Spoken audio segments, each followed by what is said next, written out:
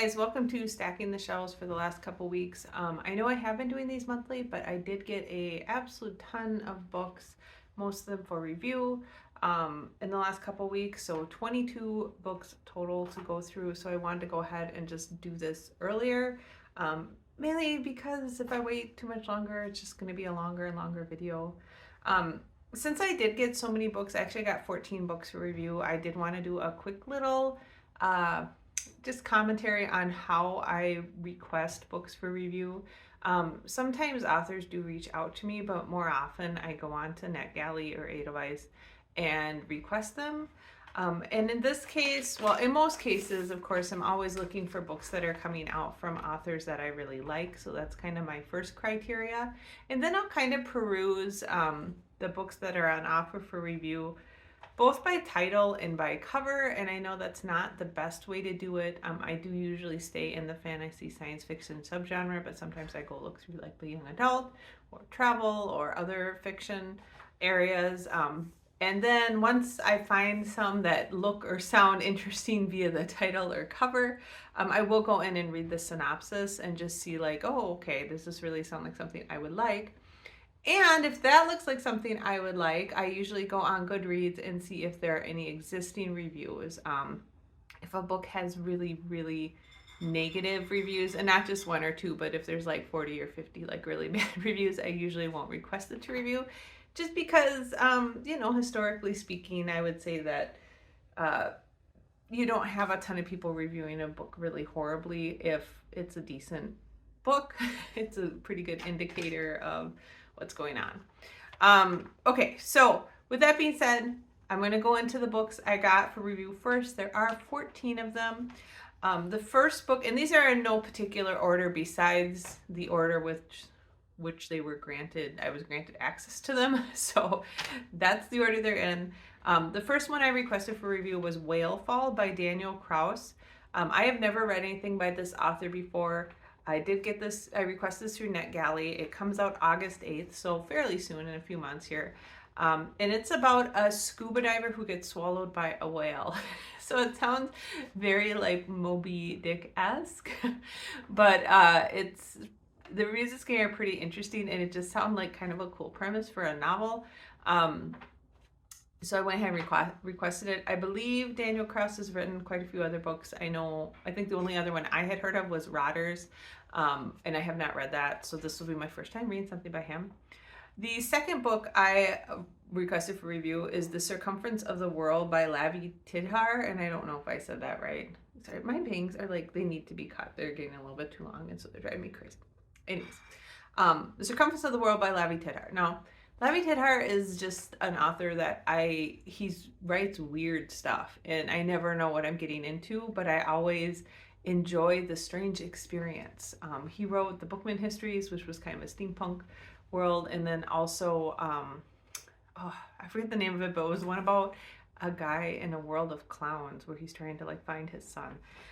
They're always very out there, very interesting. This one is about a mathematician, a woman who's a mathematician who is hunting down her missing husband via a book that she's found out about that's not supposed to exist. It sounds very weird. This one comes out September 5th, and again, I got this through NetGalley.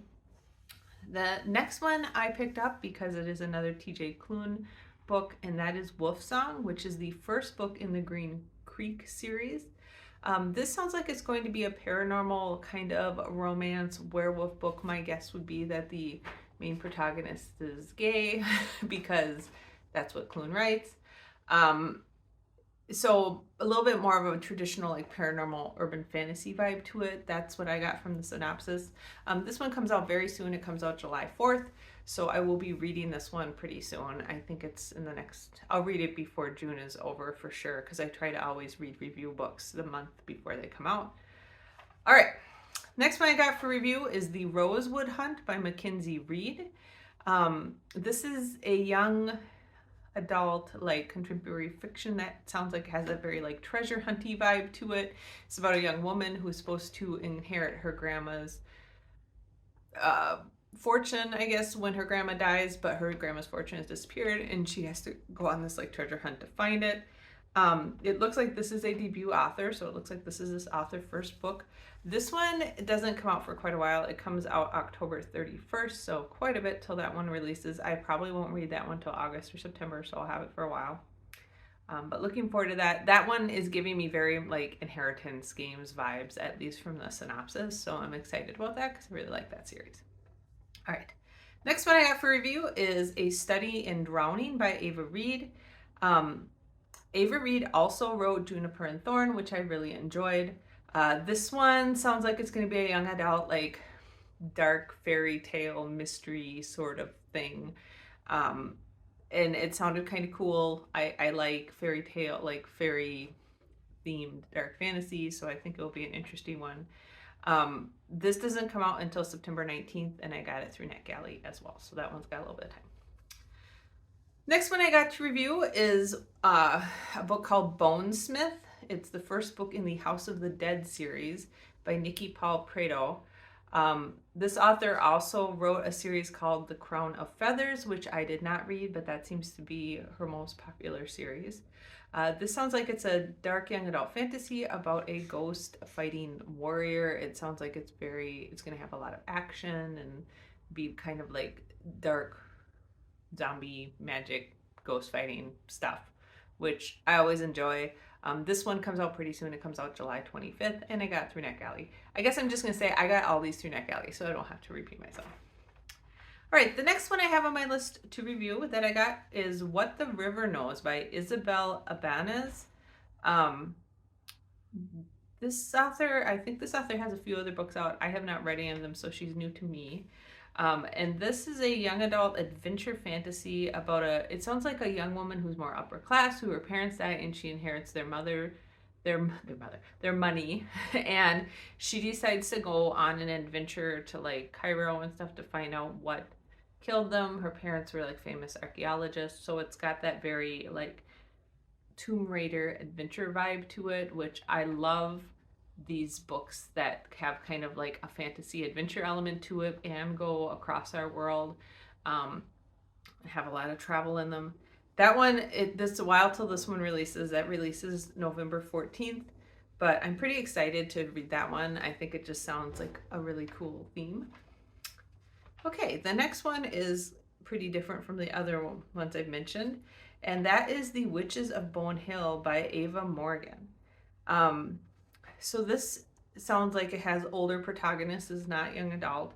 It's supposed to be about two sisters who, it's like contemporary, two sisters, and they travel to this mysterious aunt's house after she died. They inherit it. They go over to this aunt's house. One of the sisters is having a rough time. She went through a really bad divorce. The other sister's kind of a hippie chick from Boulder, Colorado, and they travel to this mysterious house in this grounds and find out some magical mysteries about their family history. That is supposed to come out September 26th, so a little bit of time till that one comes out as well. And it just sounded kind of fun. I kind of like these crazy magical house mystery type of books. The next book on the review list that I got is The Midnight Kingdom by Tara Sim. This is the second book in the Dark Gods trilogy. This comes out relatively soon. It comes out on August 22nd. I am a big Tara Sim fan. She wrote the Timekeeper series as well as Scavenge the Stars duology. I really enjoyed both of them. This is continuing the Dark Gods series about these four heirs of different magical powers that are trying to fight to save the world or something like that. So it's basically a dark fantasy young adult book. I know that was a great description. The next one on my list is The Hurricane Wars, which is book one in the Hurricane Wars series, and that is by Thea Guanzon. I think I said that wrong probably, but I tried. This is going to be a fantasy romance trilogy. It has a Southeast Asia setting where the lands are like always inundated by all these storms. Apparently it contains a lot of dark magic, and it's these two people trying to like save the world from these horrible storms. This is a debut novel from this author, so I was excited to see that, and it sounds like a lot of fun. I'm always a fan of fantasy romance, especially with like this stormy setting. It sounds kind of cool, so looking forward to that. The next book on my list is pretty different from all the other ones that I mentioned above, and that is Starter Villain by Jen Scalzi. This is about a guy who inherits a supervillain business from his uncle. Scalzi's one of my favorite authors. I really enjoy everything he writes. It's always very weird and quirky and different. In fact, we were actually joking about my son just got a job at Target and I had to go buy him a red shirt, and we were kind of joking about the red shirts, and there was a Scalzi novel where, you know, all the red shirts die and we're like, oh my God, you're going to be a red shirt. Anyways, that's kind of a, yeah, that was an aside. So looking forward to reading that. It has a funny cover too. It's like a cat in a suit. I don't know what that has to do with anything, but I'm sure it ties in somehow. Starter Villain comes out September 19th, so that's another book coming out in September. I tend to read a lot of series that come out in September. I'm not sure why, and a lot of these review books come out in September. I don't know if that's like a big science fiction fantasy release month or something, but or if it's just a big book release month in general, but I really get backed up with reading in September. All right, the next one is Night of the Witch, which is the first book in the Witch and Hunter series by Sarah Rosh and Beth Revis. Sarah Rosh wrote the Snow Like Ashes series, which I really liked. She also wrote another one that I'm blanking on that I did not like as much. Revis is probably most well known for her Across the Universe trilogy, which again, I really liked. This Witch and Hunter series is supposed to be an adult dark fantasy romance, so I guess think Sarah J. Maas type of thing.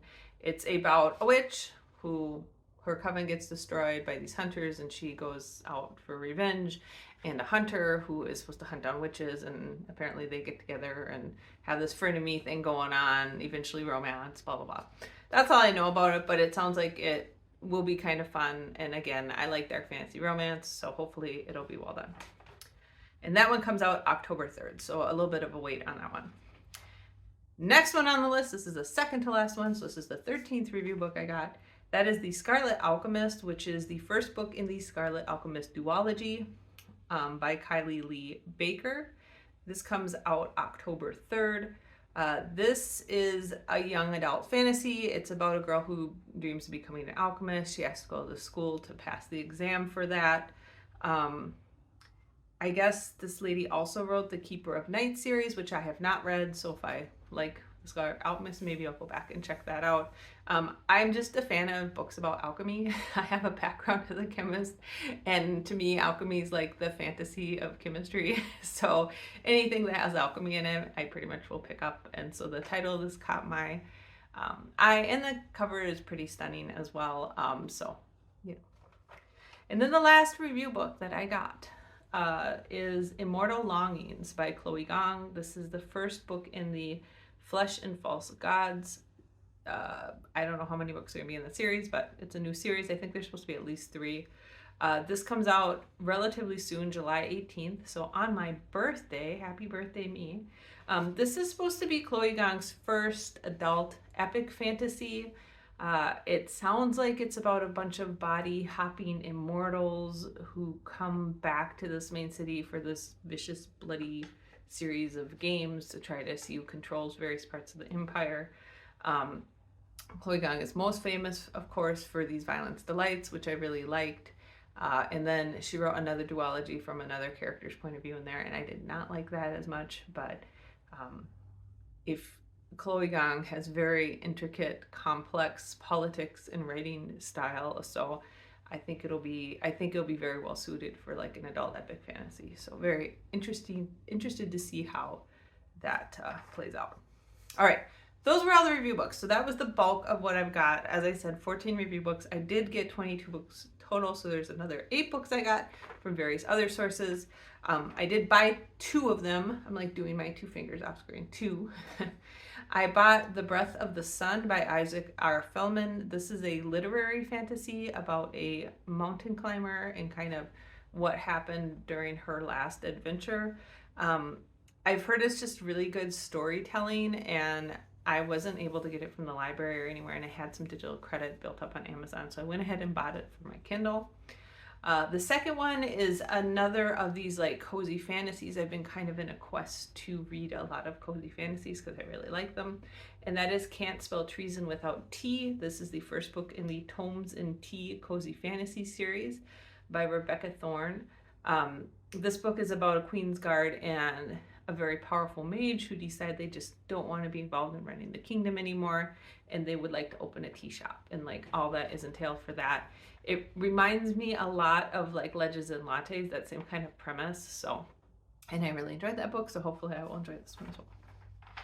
And as I have been at home a lot because I got laid off, doing a lot of work around the house, I've been listening to a lot of audiobooks while I do stuff around the house. So I have borrowed a number of audiobooks from the library, and I'm going to go through those, and most of these I've finished already, so I'll give little mini reviews of them. The first one I borrowed is Every Day is for the Thief by Teju Cole. This one I ended up really liking a lot. It's about a writer from New York City who goes back to his hometown of Lagos, Nigeria, and kind of just visits his family and friends and stuff, and then realizes like how different it is from when he grew up there, and also from his perspective as an adult, how different things are from how he thought they were as a kid. And just seeing how a lot of stuff works in Lagos and seeing a lot of his thoughts about it. I really liked it. It's very introspective and it's very well written. The description is really good. You can really kind of picture like what he's going through and thinking. Some of the things in there about how like they just don't have museums, they just don't dwell on their history, they've like forgotten their history, and what the ramifications of that are for a people and a country, you know, things like that were very interesting. So if you're interested at all in like learning about different places and cultures and kind of how current society is working there, I thought it was really interesting. All right, the second book I listened to an audiobook was Home by Toni Morrison. This is a historical fiction that takes place in the 1950s. It's about an African-American Korean War vet who gets a note that his sister's really sick and he has to travel back down to the South, I believe it was Georgia, to help her out. And kind of just, he's got really severe PTSD. He's having a hard time like just functioning day to day, and how he travels through this America at this time and what his sister has gone through. So again, this was a little bit harder to read. Parts of it are kind of tough. It's pretty sad at points, but it was interesting. I mean, if you want to look at 1950s in this time, it was an interesting look at America in that time. I think I gave it 4 out of 5 stars. All right. The third book I got audiobook to read is The Night Theater by Vikram Paralkar. This one was just plain weird. It's about an Indian doctor in a small town who has a family that is dead show up at his hospital in the middle of the night, and he needs to fix their wounds so that when they become alive in the morning, they don't really die. It's very bizarre. I liked it. It was a little ambiguous and weird, but you do get a look into like the India medical system and some of the fantasy elements around what happened, like how these people ended up dead and why they're giving a chance to be alive again. Is pretty interesting. It's kind of like, I think it's labeled more as medical fiction because there's a lot of detail about the surgery and the medical procedures they go through, which gets a little gory and honestly got a little bit long for me at points. And it was like, I get it. You could just said like he sewed up his wound. You don't need to describe every single step of it. But I still thought it was really interesting. It's just weird. Fourth audiobook I got is Blackfish City by Sam J. Miller. This is kind of a strange one as well. As you can tell, all the weird miscellaneous audiobooks that I just pick up because they're available at the library and they were on my wish list for a while. This is a kind of like post-apocalyptic climate change book, but it also has a lot of like cyberpunk elements to it. It's basically humanity is existing on this island. It sounds like kind of like Alaska. I think it's Alaska. And there's this whole society there, but it's not a very well-run society. There's a horrible virus going around called the Breaks, where people kind of go insane. They like seem to be absorbing information from different timelines or something like that. And it goes through a variety of characters who start out being fairly unrelated, but end up tying together by the end of the book. It's got an orcomancer, so a lady who was bonded with a killer whale. Very random novel. It ended up tying really well and it kept my interest, but it was a little bit different. And it took a while to get there. Like at first you're just reading from all these different characters' points of view and you're like, I don't understand what's going on. But it got there and I'm glad I finished it. And I liked it. I ended up getting 4 out of 5 stars just because it was, again, very different from anything else I had read. And I really did like kind of the cyberpunk elements as well as this like climate change apocalypse type of thing going on. I know that's becoming a more and more popular genre as we do see more and more global warming and more, climate crisis going on. And then the last audiobook I got and borrowed from the library is The Beast Player by Naoko Wahashi. I'm in the middle of listening to this one. So far it's been very good. It's about a girl whose mom is like this beast tamer and her mom dies and she is on her own. And that's all I really know about. She's just finally met up with a beekeeper who is helping her learn the ropes of beekeeping. I'm enjoying it so far. It's been very well written. I'm enjoying all the beekeeping stuff that I didn't know that I'm getting to learn about. And then one more book, and that is a book I borrowed from the library, just on ebook, and that is Old Man's War by John Scalzi, first book in the Old Man's War series. This is a book that I had on my to read this year list, like one of the 20 books I really wanted to read this year. I keep wanting to start reading Old Man's War, and I keep never getting to it, so that's why I put it on my 20 books I wanted to read this year. This is a very popular series, so everybody probably knows it. It's about a 70-year-old man who joins an interstellar military. After his wife has died, he decides, I'm going to go join the military. They're promising they're going to give away these huge tracts of land to people who are in the military for a certain amount of time, and he decides to do that. And I've heard really good things about it, so I thought I would get. So those are the 22 books I got, and those will take me a while to get through. Again, with the review books, I usually read them the month before they come out, so a lot of those I probably won't read for a little bit. But I do like to kind of get them in a group so I can control how many I get. So I get like some from each month. And then once I've read all of those, I will go grab another group for the next, 6 months or so. Other than that, if you saw my best books of the month last week, I am still hanging out. By the time this posts, I will have done my series of panels interviews for a job I applied for that I got called on, and hopefully we'll know shortly if I got that job or not, or if I need to keep working on stuff. So yeah, I've just been hanging out, doing a lot of reading, getting myself in trouble by requesting a whole bunch of review books, not enjoying the weather. It's been super hot here the last couple weeks in Minnesota. We kind of went from it being in the 60s to the 90s. We missed spring somehow. We just went from like the end of winter to summer to like August. It feels like August. Hopefully it'll cool down a little bit so we can actually enjoy being outside. Like I like being outside in the 70s and 80s, but once it gets super humid in the 90s, I'm not as big of a fan about it. You basically walk outside and you're like instantly soaking wet. That's no fun for anybody.